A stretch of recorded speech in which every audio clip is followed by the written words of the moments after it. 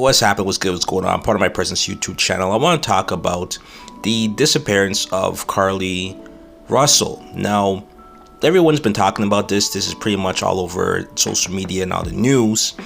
I'll give you a little bit of a background so you're aware of some context. Apparently, Carlee Russell is 25 years old. She left one of her part-time jobs working at a spa. She was going home. She went to get food for herself and her mother. Somewhere along the line of coming home, she was traveling in her red Mercedes on I-459 in Hoover, Alabama, and she made a 911 call. Apparently, that 911 call was about her spotting a child or a toddler around 3 or 4 years old walking along either the highway or along the embankment of the highway on the side. And she called 911 and she informed them of what happened or what she saw. And apparently she slowed down to come out of the car and figure out what's going on. Now, apparently she also, after that 911 call, she called her brother's girlfriend and told them what happened as well too. And when she got out the car to go explore, apparently her brother's girlfriend heard a scream from Carlee, and that's the last things that she heard from Carlee. And police officers got there about 5 minutes after that 911 call, so pretty much not too much time had passed, and they couldn't find her. They couldn't find a toddler either. All that they found was her red Mercedes with the car door open, the driver's side door open rather, and the engine was still running. And they found her phone, her wig on the side of the road. So with a toddler wandering around on the interstate and now Carlee is missing, the police decide to open up an investigation, and there's a big search and rescue. And it spreads across all news outlets, all of the police departments and the forces in the local area, and also goes viral on social media. So everyone's looking for both of them, everyone's concerned, and then miraculously 2 days later, Carlee ends up walking to her family's home, where she lives as well too, knocks on the door, and miraculously she is found at their doorstep, safe and sound. So that's pretty much the context of the entire story. And as you can probably tell, there is a lot of triggers. There are a lot of triggers that pretty much come from this story, and a lot of people gave their opinions. A lot of people had a lot of negative things to say. A lot of people had positive things to say, and a lot of people are asking for clarification and more information as to what actually transpired. So the biggest trigger is the fact that there's a growing amount of children that go missing in America, and especially in the case of Black children, there seems to be a lack of public exposure, news coverage, and also the lack of resources used to find, rescue, and locate these children. And with the rise in human trafficking and social media's ability to amplify these stories, you can see why the public had a vested interest in to get into the bottom of this situation, because if there are people who are responsible for Carlee Russell's disappearance and even the toddler's disappearance, that you hope that we could bring these people to justice and get them off the street so they don't harm anybody else in America. So when Carlee returned home on her own accord, people were thankful, they were rejoicing. A lot of people were grateful for the fact that she actually returned home when she was safe. But at the same time, it was odd that the police didn't release any composite sketches of her kidnappers. And then Carlee's parents went on a press run and they asked for privacy in this time. And all of that is kind of understood because, again, you thought you lost your daughter, she came back, it's great. But at the same time, when you involve the public, now you can no longer control the public, especially now when the public has their own platform, and that's social media, right? I've said this before, I'll say it again. Social media is the devil that no one could seem to tame or control. Now, when social media is involved, you can't tell them to lock off. You can't tell them to keep quiet. You can't tell them to sit your ass down.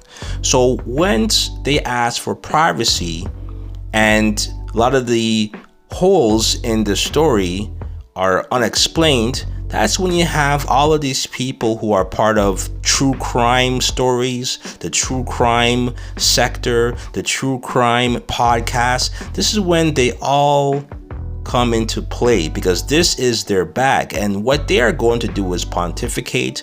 They're going to speculate, they're going to recreate, they're going to make all kinds of claims as to what they thought or think happened in the situation, and they are going to make statements and create podcasts and give hours and hours of content about what they believed transpired with Carlee, whether she's telling the truth, whether she's lying, whether it was her boyfriend who kidnapped her, whether she was on drugs, she was smoking K2, or she did all kind of different things that led her to create this story, or that she's saving face and covering for somebody else, or that she has mental health issues.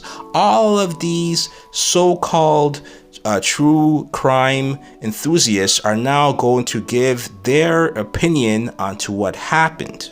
And now people are attacking her, people are attacking her family, people are attacking her boyfriend, people are attacking the police.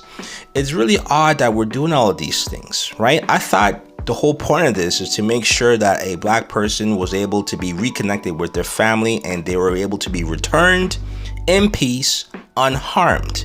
That's what we should be applauding here.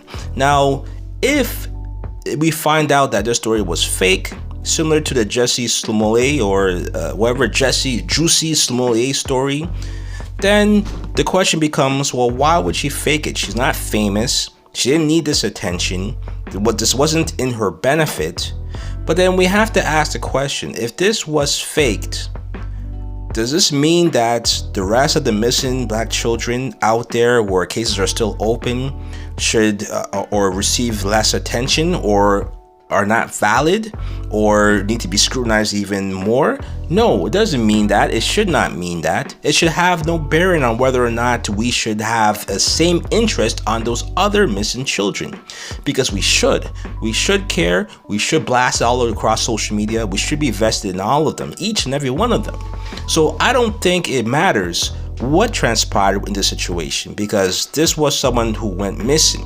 Now, if you were to ask me what I believe occurred in this situation, based on what the family said, because the family made an interview on a news outlet, and the family said that she was fighting for her life physically and fighting for her life mentally. When I heard that, the only thing I thought of is that she probably had a mental health issue or a psychotic episode.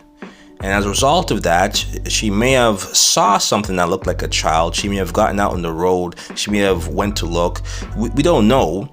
But that could have been why she disappeared and why she was able to return on her own after her episode subsided.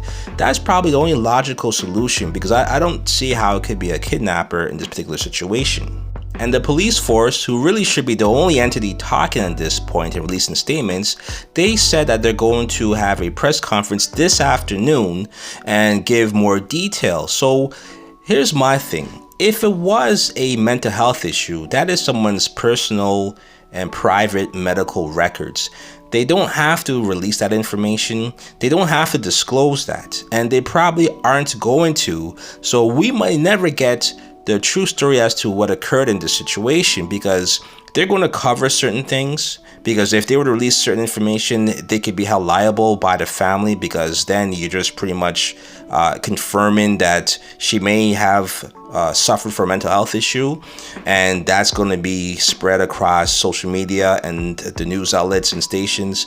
So really, if you're to ask me, this is a tough situation for everyone to be in, because everyone's trying to protect this woman, and everyone is trying to make sure that they're not held liable for any issues, because I could see where if someone's privacy is violated, someone is going to sue. That is what I believe will happen if something like that comes out. So here's my whole thing on this. Should we, as the public, really be concerned as to finding out all of the details? We've done it with the JFK assassination. We've done it with the O.J. Simpson trial. We've done it for so many different true crime situations. I think it's time that we relax, accept the fact that we may never know certain things. Oh, also the Tupac murders and the Biggie murders as well too. We always want to get down to the bottom of it. We always want to know every single nook and cranny and information that we could find. Years and decades have passed since, and we're still interested in finding out new tidbits of those crimes. But I think it's important to realize that we might never know what happened with the situation, and we as the public will have to be content and knowing that she is safe, and that's really the only thing that matters, and that's really all we really should care about, the fact that she is safe. If she had a mental health episode, she'll have to deal with it. Her family will have to deal with it. They will have to find out how to either make sure she gets the proper medication or proper assistance, and that way these things won't happen again. The only thing that the public has the right to know is whether or not there are kidnappers out there who are still at large as a result of this. And that is probably the only thing that the police should confirm, is whether or not there is potential danger for the public. And they could do that pretty easily without having to disclose anybody else's personal or private information. They could just say, after further investigation, the public is not in any danger, there were no kidnappers, and they'll leave it at that. But again, I don't think this is any of our business. I don't think we should be concerned too much about this story.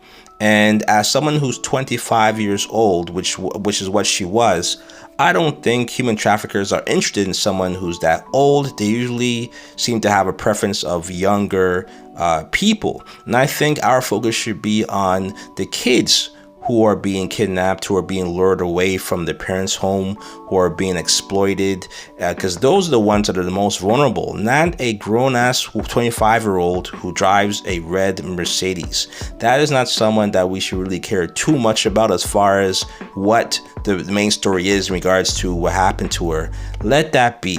Let's focus on the other multitude of children that are still out there, still unaccounted for, situations that are still unresolved, still unsolved, there are still mysteries. Let's focus on those stories and let's find out what happened with them and make sure that they are reunited with their families. Because honestly, to speculate about how she got home safe is really a luxury.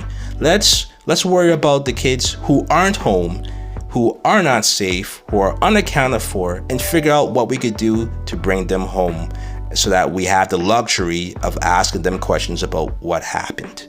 That's my advice. That's my take on the whole situation with Carlee Russell. If you like what I have to say, if you disagree with what I have to say, leave in the comments section. Until next time, next move, best move, part of my presence YouTube channel. Peace.